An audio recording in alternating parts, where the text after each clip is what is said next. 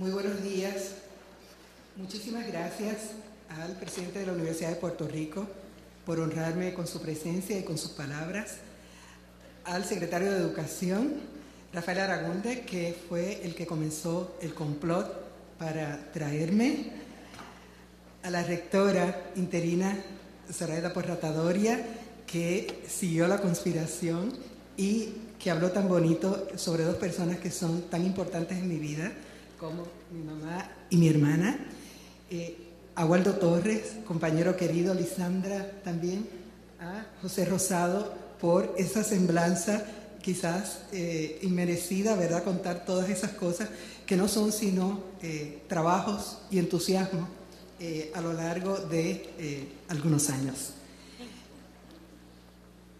Yo nací en Ponce y las pocas veces que vine a San Juan, cuando era pequeña, antes de que tuviésemos que mudarnos a una capital con la que me unen unos lazos de amor y disgusto, ¿verdad?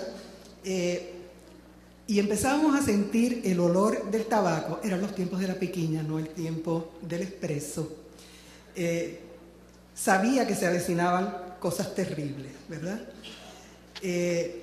Ahora, venir a Calley desde hace algunos años es para mí un gusto increíble. Esta mañana, cuando entrábamos por los portones y el oficial de seguridad que nos recibió nos dijo, al igual que el otro oficial que nos encontramos acá cerca de la biblioteca, que era para él una distinción saludarme. Dije, Dios mío, ese Calley del olor a tabaco es ahora uno de mis lugares predilectos. Las memorias aquellas, ¿verdad?, de los ranchones, ya se han esfumado completamente. Calley es uno de mis lugares predilectos. Es una academia. Cómo queremos que sean todos nuestros recintos, como están siendo nuestros recintos.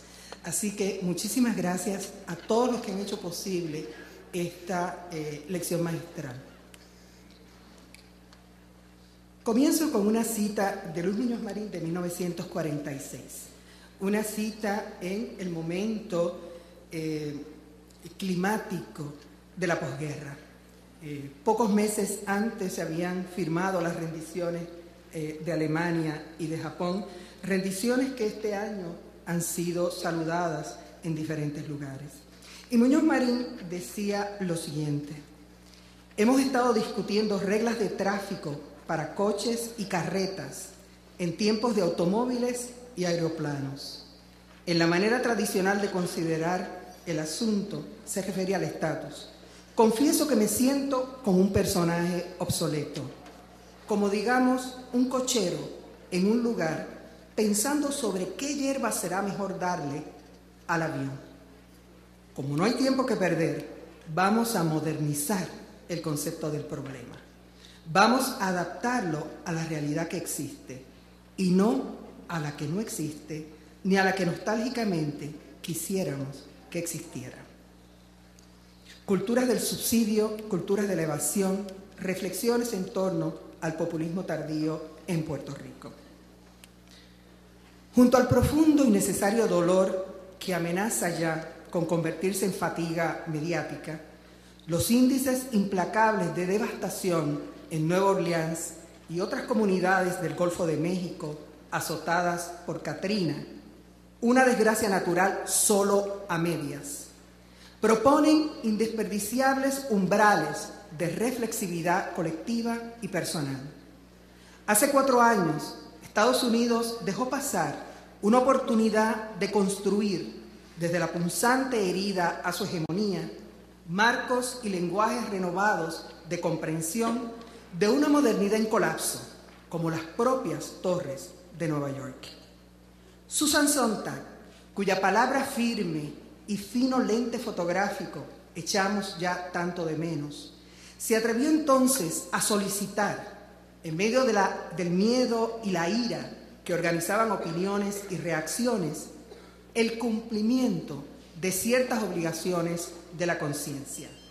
Y digo entonces, la política democrática que conlleva el desacuerdo que nos lleva al candor, a la honestidad, ha sido reemplazado por la psicoterapia. Por supuesto que debemos juntos llorar y observar el duelo, pero no seamos estúpidos juntos.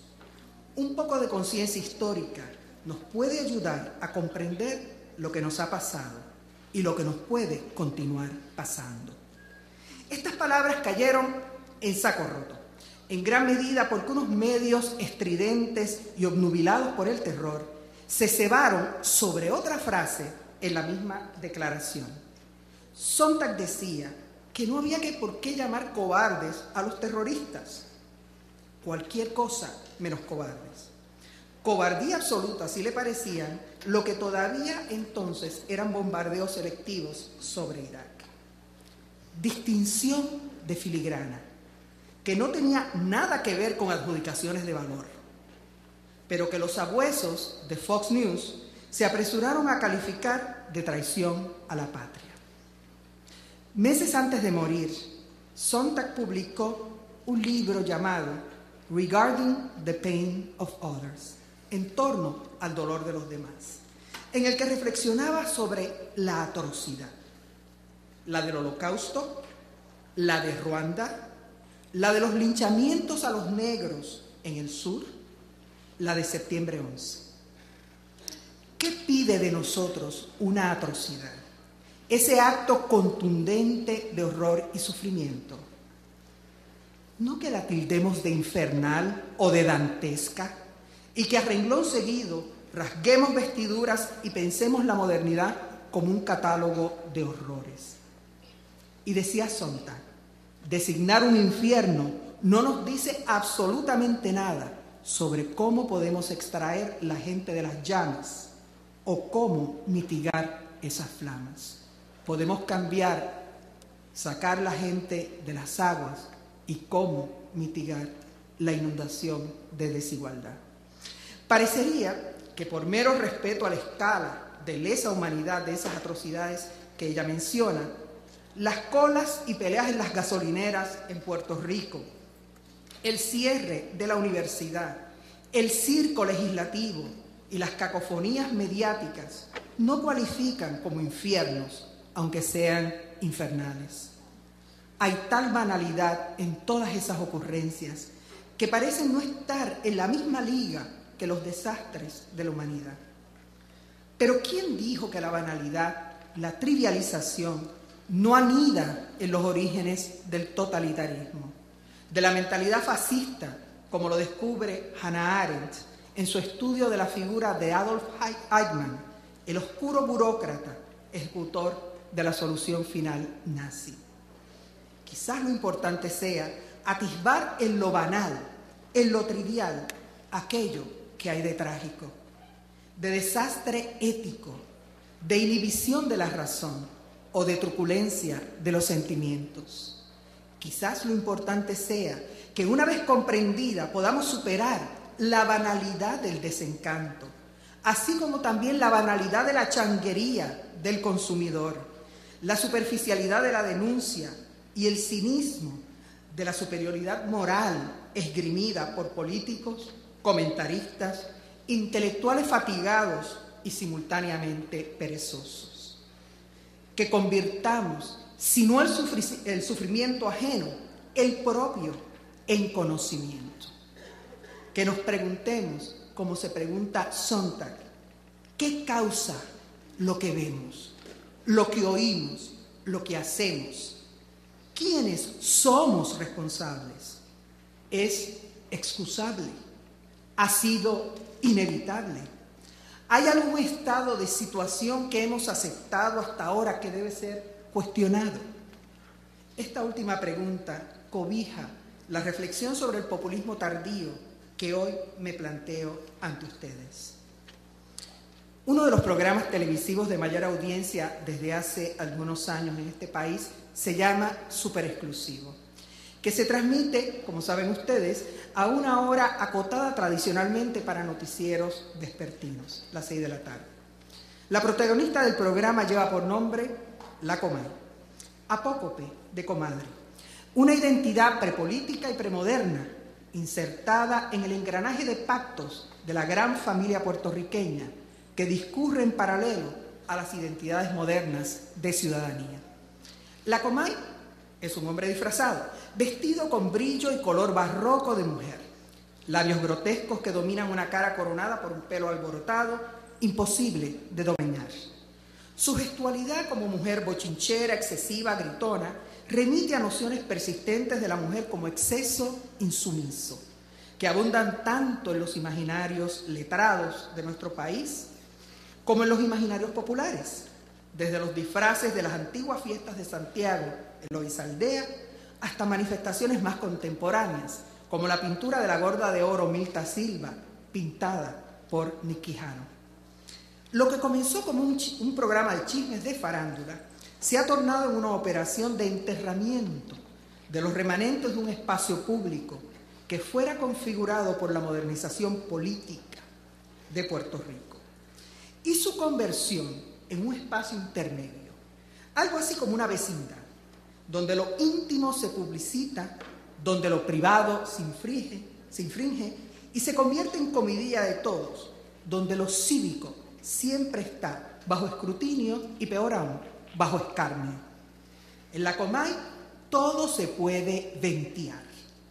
Ventear es un arcaísmo del idioma español que remite a la palabra venta, especie de hospedería popular, como recordarán por Don Quijote, que celebra su cuarto centenario. ¿Qué se ventea en la Comay? Se desnudan fundamentalmente los cuerpos políticos, partidos, instituciones, clase política, para ofrecerlos a la vergüenza espectacular, convertidos en pasiones desaforadas, lapsus freudianos, trabalenguas lingüísticos de dudosa especie, orientaciones sexuales reprimidas, subastas femeninas, racializaciones sin recato, doble sentido. Yo argumento que nos hallamos inmersos en una cierta descomposición del proyecto de modernización cívica y política que tuvo lugar en Puerto Rico durante una porción considerable del siglo XX. Uso la palabra descomposición en un sentido parecido al de desgajar, es decir, un operativo que significa a la misma vez la destrucción de algo y el clarificar algo, desenrollarlo para intentar descubrir sus límites y sus fugas. No quiero ver en modo alguno en la Comay un chivo expiatorio. No llamen todavía al paparazzi. Esa figura antropológica acuñada por René Girard, que tiene como efecto hermenéutico el reducir lo complejo y enrarecido a una cifra simple. Estamos, me parece a mí, ante un proceso acelerado de reformulación cultural hegemónica en la que se han creado complicidades efectivas entre la clase política, los medios de comunicación en su calidad de oficiantes culturales y una mayoría social de todos nosotros, espectadores y consumidores. Como toda articulación hegemónica, los puntos nodales son variados y flexibles, pero hay confluencias estratégicas lo suficientemente poderosas para constituir desde la Comay relatos e identidades compartidas. Yo quisiera acotar una de esas confluencias críticas, la interpelación a un pretendido pueblo de Puerto Rico, entidad que la Comay convoca como pregonero medieval a oír las novedades en la comarca. ¿Quién es ese pueblo de Puerto Rico que sustenta la interpelación de la Comay, pero que también puede legitimar una carta pastoral del arzobispo, una arenga política, un anuncio de pinturas en el cine? A despecho de la literatura reciente, la nación no ha sido el discurso más vocalizado en Puerto Rico. Variaciones de pueblo y país han condensado con más insistencia nuestras representaciones de identidad colectiva. Las más de las veces, estas construcciones de pueblo y de país han adoptado el lenguaje referencial de lo próximo, de la territorialidad más obvia. Hacia fines del siglo XVIII ya se hablaba de los de la banda de acá y los de la banda de allá. en medio de las luchas criollas por el reconocimiento de derechos políticos y un espacio de gestión pública propia, se hablaba en el siglo XIX y en registro subversivo de los secos, los puertorriqueños, y los mojados, los españoles que cruzaban el océano. Estas identidades han sido canonizadas por una historiografía y una literatura que criollizan a Puerto Rico desde discursos de fundación como la armonía racial, el amor a la tierra natal y la idea de una gran familia puertorriqueña. No obstante, el pueblo de Puerto Rico, como todas las identidades colectivas, ha sido constituido también desde el terror, desde el miedo a las subversiones corporales y a las diferencias indomesticables. Para disciplinar esos terrores, que como manchas que no salen pueden emerger a la menor provocación, se han dedicado procesos de contención, sublimación y domesticación con resultados variados. Los comportamientos e identidades del mundo después de la abolición de la esclavitud tuvieron como vectores, por ejemplo, al paternalismo y la sospecha velada respecto al mundo del trabajo y a todo lo que se opusiera a márgenes, especialmente las mujeres y los libertos. El retrato hecho por Francisco Oller del negro tabaquero Rafael Cordero, que impartía clases gratuitas a niños blancos, niños negros y niños mestizos, a ricos y pobres, resume mucho de una modernidad mediada por discursos pacificadores y disciplinantes. También otra importante pintura del mismo Oller, el de todos conocido Velorio, nos da una rica clave del miedo al desorden, la indeterminación, la feminización y la enfermedad que coexistía junto al afán de modernidad. En 1898, en un terreno fluido, abonado por los resentimientos acumulados durante el régimen español agotado y las esperanzas respecto al rutilante invasor, se dispuso una nueva secuencia de resignificación del pueblo de Puerto Rico. Lejos de disminuir, ese discurso disciplinario se acrecienta con un mayor nivel de burocratización y desde imperativos modernos de salud pública, filantropía colonial, ética puritana y la conversión de los sujetos coloniales en nativos. Los cuerpos, marcados por la uncinariasis y la muerte, son los signos de una cotidianidad inferior y peligrosa que debe ser resuelta mediante la imposición de un orden. Quizás, como advierte Edgardo Rodríguez Juliá, toda colonia es una metáfora extendida de la plantación, de la hacienda o de la finca. Al cabo de un poco más de 3 décadas de soberanía norteamericana, el balance de ese proceso era mixto.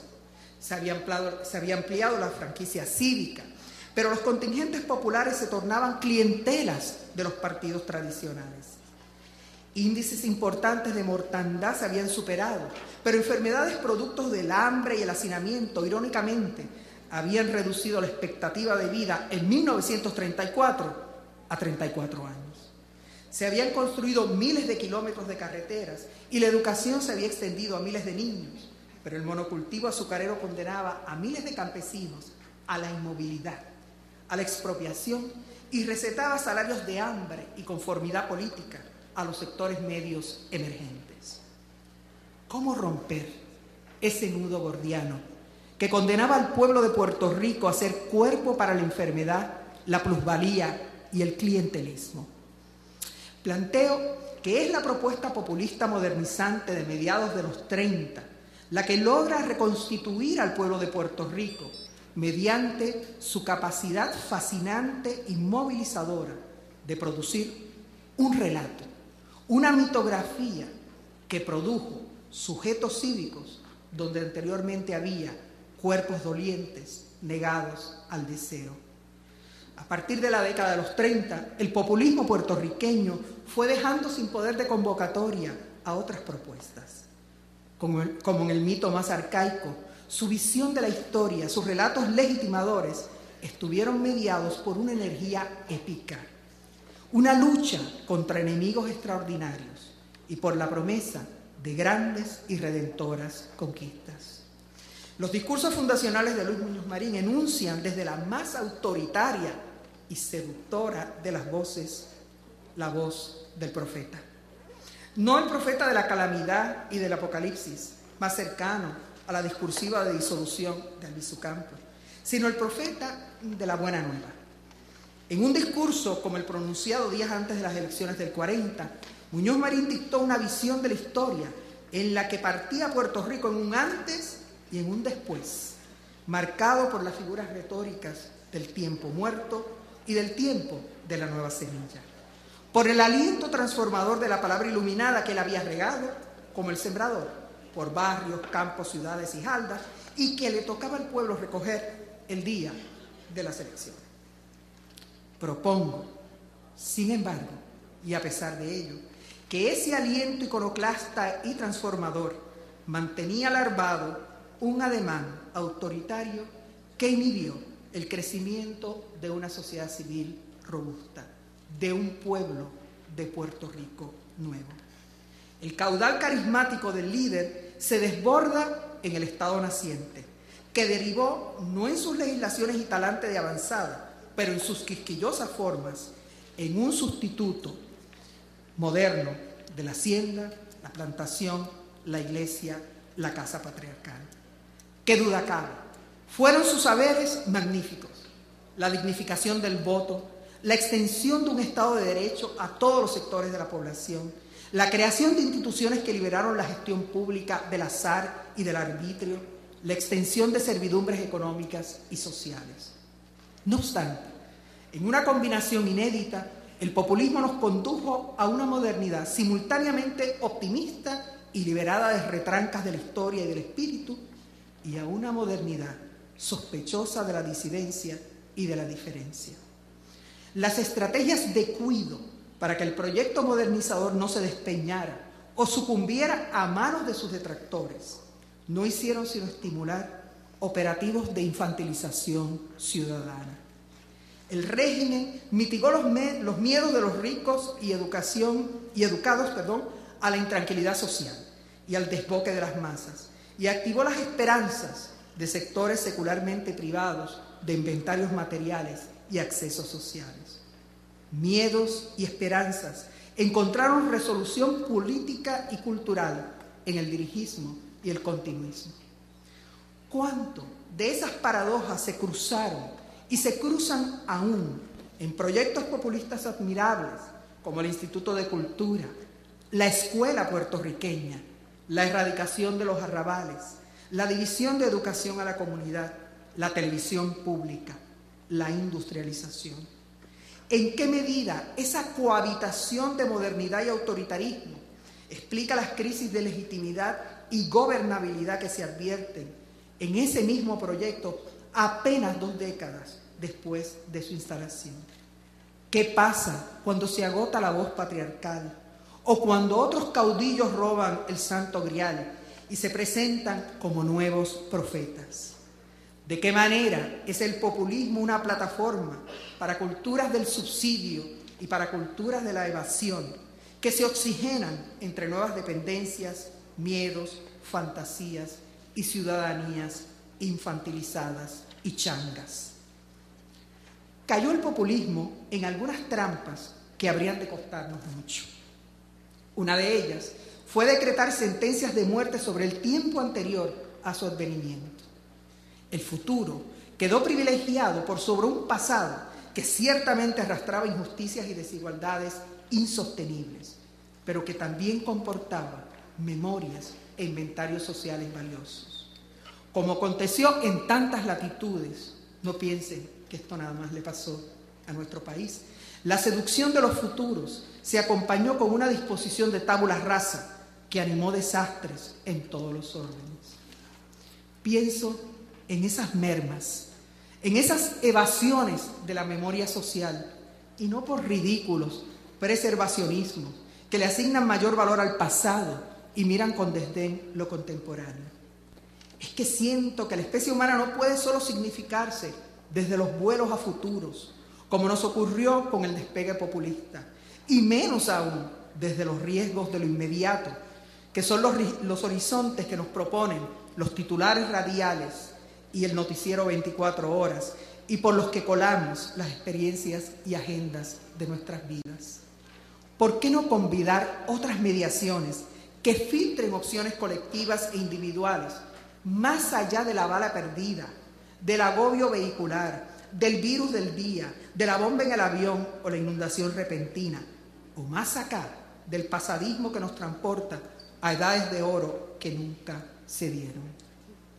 El quebranto de la memoria social no se limitó a ese momento épico y necesario del populismo, en que desmontamos estructuras y conductas anquilosadas para que emergieran los frutos apetecidos de la modernidad.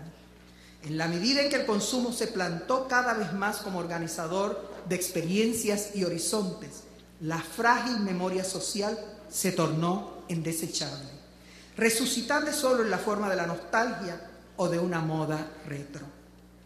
Si el eje del consumo es la novedad, es decir, la renovación insistente de bienes y deseos, en lugar de la memoria social como uno de los estructurantes de la vida cotidiana, se desvanece. Los reemplazos continuos mantienen la circulación constante de nuevas camadas de imágenes, nombres y referencias, con fechas estrictas de caducidad.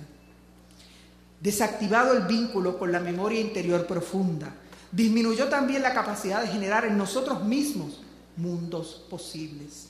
Si queremos hoy imaginar otros mundos, tenemos que recurrir a las simulaciones del blockbuster veraniego, que casi siempre se decantan por la onda apocalíptica a manos de megaolas, meteoritos o aliens. Los mundos posibles a los que me refiero y que cada vez nos son más difíciles de imaginar, aunque no imposibles, se labran desde el deseo y las fantasías, pero también desde los saberes y las memorias de la tribu, recordando a José Donoso. Son proyectos de la palabra y los sentidos compartidos, que no pueden ser tecnológicamente inducidos, ni siquiera por el mejor programa de realidad virtual. En su evasión de la memoria social, explicada por lo vertiginoso del cambio, por lo contundente de los tránsitos y de las expulsiones, recordemos la emigración de 250.000 de puertorriqueños en menos de una década. El populismo no nos condujo a la explosión, sino a la implosión. Por ello, el Alzheimer es una de sus metáforas tristes.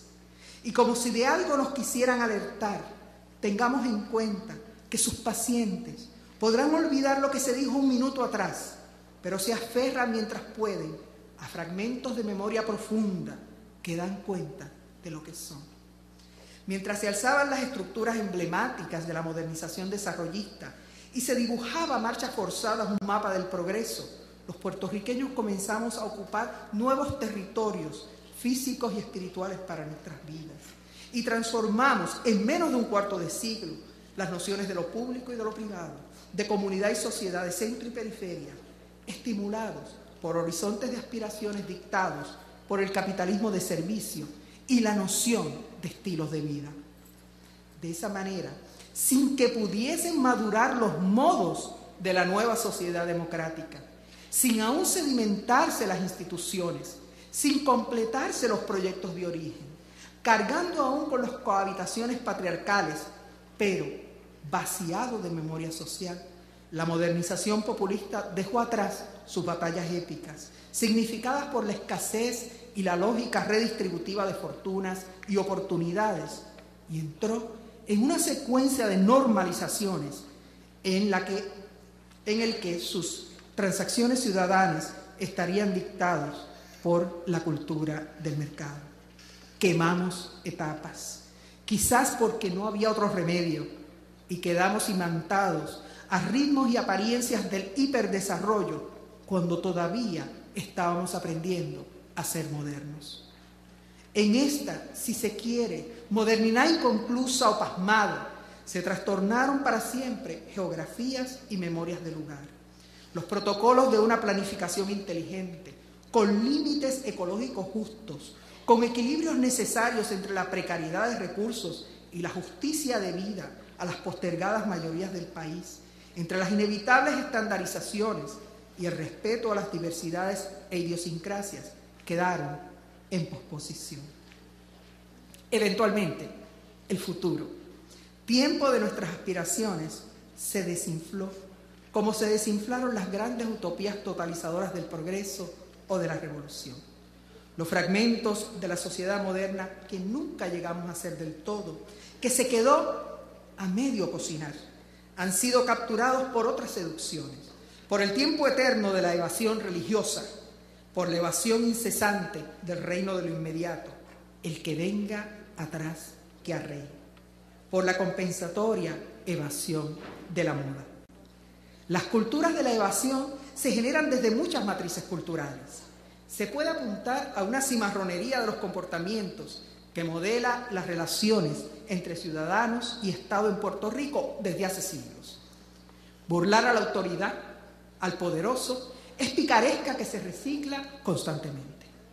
Otras matrices, como la corrupción generalizada, que se impuso en los 80 y 90, y la privatización creciente de las vidas, responden al debilitamiento de las identidades cívicas, cuando el Estado, el pacto social y la misma sociedad pierden su capacidad de significar nuestras acciones y de generar nuestras fantasías de pueblo. Las culturas de la evasión se camuflan bajo vocabularios tecnológicos, privatizaciones institucionales y personales, operativos de autoayuda, psicológicos, religiosos, gimnásticos, farmacéuticos y químicos. Paulo Coelho se torna en el autor más vendido y las vueltas al pasado, que ya se permiten, se renuevan en forma de sabidurías y terapias ancestrales que se venden en Borders o en hiperrealidades tipo Las Vegas. ¿Por qué acercarme a las aguas sucias de Venecia si me puedo quedar en el impoluto Hotel Venetian, subirme a una góndola y además jugar con las maquinitas? El progreso nunca pudo serenarse. Quedó el gesto del Estado, amuecado por la burocratización y las exigencias atropellantes del mercado y de los ciudadanos, ahora constituidos primariamente como consumidores. Se activaron mecanismos de reconocimiento que convirtieron en subsidios lo que requería seguir siendo inversión social. No fue solo la mentalidad de Llorén Torres la que llama pitiyanqui, ¿verdad? Y la que elucubró la estadidad es para los pobres. La infantilización ciudadana que acompañó el despegue populista fue el perfecto caldo de cultivo para la emergencia de una cultura de subsidio como estilo de vida. Si la compra de mantengo, que algunos estudiantes pues no sabrán de qué les hablo, era una asistencia social en el Puerto Rico de los 50 y aún de los 60. Los excedentes de mantequilla y queso, los 7.50 de bienestar público, si todo eso estaba todavía inspirado en justas batallas contra la escasez y el hambre lacerante de la Gran Depresión, los proyectos de la guerra contra la pobreza que se instalan hacia finales de los 60 se tornarán en lo fundamental en apaciguadores de contradicciones sociales irresueltas. Las consecuencias culturales, es decir, en la zona donde se cuajan las categorías con las que construimos nuestra realidad y la dotamos de sentido, son contundentes. Afectan nociones de trabajo, de responsabilidad cívica, no solo del pueblo más deprimido, sino de todos nosotros. El subsidio se esparce viralmente, como gramática cotidiana, y por supuesto informa los ritos electorales, la gestión de la cultura y el rol del Estado en nuestras vidas. Los tiempos y actitudes del neoliberalismo representan una especie de apoteosis cínica y grosera de ese giro. Al desatarse los ya fragilizados amarres éticos, al naufragar las nociones de lo social y de lo público y tornarse en ritos, el mercado se erige como nuevo fetiche y panacea. Los robos a la confianza y a las arcas públicas, la puñalada a las decencias del país, ocurrieron en las narices de una sociedad subsidiada, de manos de los propios encargados del Estado. La lentitud de la justicia respecto a los perpetradores encuentra mayor explicación en el proceso de naturalización que ha convertido la cultura del subsidio en el principal nexo entre el pueblo de Puerto Rico y el Estado.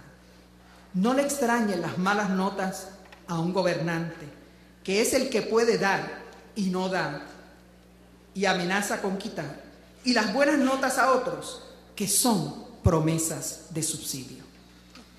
Infladas las redes burocráticas, al convertirse su crecimiento en solución para el desempleo y como banco para cobrar patronazgos y clientelismos, se mueve torpe el Estado con nóminas inmanejables. El Estado populista se torna en un gigantesco tianguis, palabra mexicana que me encanta para denominar un mercado. La hiperinflación que sufre hoy nuestro país posiblemente comienza con la elevación de precios que se instalan en las contrataciones y convenios públicos. Las culturas del subsidio asignan privilegios al mercado que no le admiten al Estado.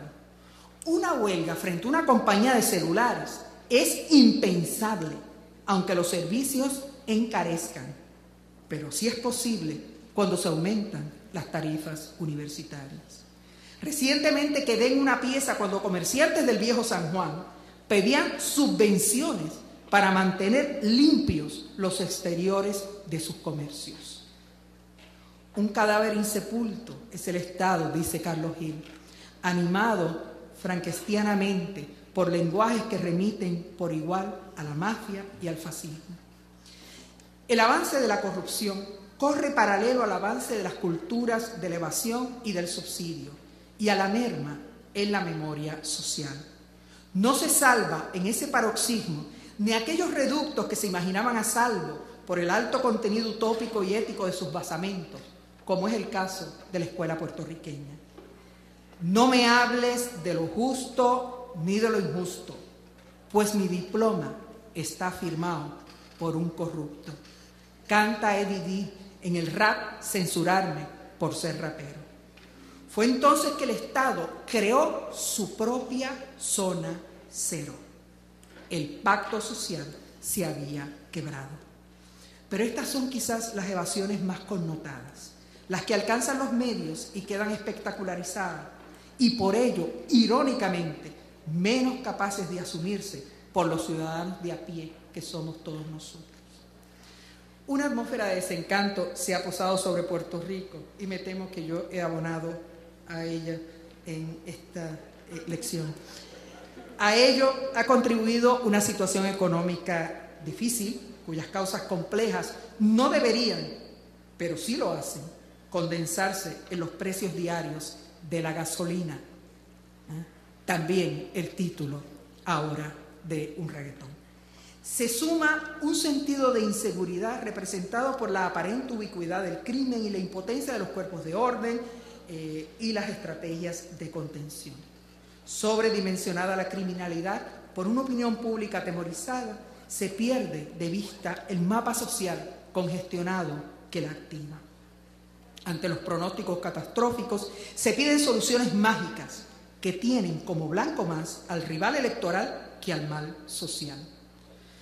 Los imperativos de lo inmediato, la farandulización de la clase política, conspiran para convertir ese desencanto en melodrama. Culpar a la ineptitud y el primitivismo de mucha de la clase política por las vicisitudes públicas y privadas es cómodo, porque se hace uso de códigos melodramáticos narrativamente maniqueos. Es un marco a la escala de la telenovela, en la que no caben muchas variables. La culpa de todo la tiene el personaje Aníbal o el personaje Pedro. Tanto las culturas del subsidio como las culturas de la evasión rizoman en simplificaciones, en la estereotipación, en la neoignorancia de los que forman sus opiniones solo oyendo y recibiendo fuetazos radiales y palos no tan limpios. No tenemos excusa si no pedimos explicaciones claras y a tiempo, pero tampoco si cuando las ofrecen no las leemos, no las oímos y nos refosilamos en el rumor. De eso, entre otras cosas, se trata lo que Richard Sennett llama la corrosión del carácter. He intentado, lejos de adjudicar culpas y situarme en espacios fatuos de transparencia, cumplir, como diría Susan Sontag, con ciertas obligaciones de conciencia que asumo como intelectual pública. Quiero contribuir, como lo están haciendo otros puertorriqueños, a develar las condiciones de posibilidad para los escenarios y prácticas ciudadanas que constituyen nuestra cotidianidad. Asimismo, contribuir a identificar las condiciones de reconocimiento que posibilitan que hayamos sustituido paradigmas de vida y de trabajo por otros, que confundamos la educación en Puerto Rico con los baños y las pinturas de los salones, y que impiden que los sindicatos admitan que uno de los grandes problemas es cómo crear empleos cuando ya no hay necesidad estructural de tanta gente para producir bienes y dar servicios. Jesús Martín Barbero le ha señalado a las universidades un rol inaplazable e indelegable. Deben ser lugares de experimentación social, donde se crucen las aventuras más osadas del saber con la generación de significados y prácticas que superen los callejones sin salida de la modernidad colapsada. A mi entender, pasa por desechar dilemas inoperantes y demagógicos que ponen de un lado lo popular y del otro lado lo elitista, entre la educación con utilidad laboral y una que se desplaza sin pulsar entornos ni tocar bases, entre la afirmación nacional y una actitud cosmopolita y global, entre el radical chic del marginalismo y el posmo chic de que la culpa de todo la tiene el nacionalismo y el mol. Asumir, en lugar de binarismos cursis y guerras de posiciones a ultranzas, nuevas flexibilidades y a la vez nuevas responsabilidades. Si no queremos, como anuncia el título del libro del filósofo catalán José Antonio Marina, ver la inteligencia fracasada, se impone que nos sacudamos, como él también apunta, de la rigidez interior y que reconquistemos un espíritu de cambio. Dejar atrás las culturas del subsidio y las culturas de la evasión atraviesa en la universidad por dejar atrás los clichés, los portones y los oídos cerrados, las gancerías y los protagonismos, los cinismos y las actitudes apocalípticas, las culturas del cotejo y de las reuniones sin fin, convocadas cada mes para decirse lo mismo, las peticiones de documentos que no se habrán de leer, pero que se seguirán pidiendo, frenando estupideces personales y colectivas. Quizás podamos darle un chance, como diría Irma Rivera Nieves, a una nueva versión, más allá de la evasión y del subsidio, del pueblo de Puerto Rico. Muchas gracias.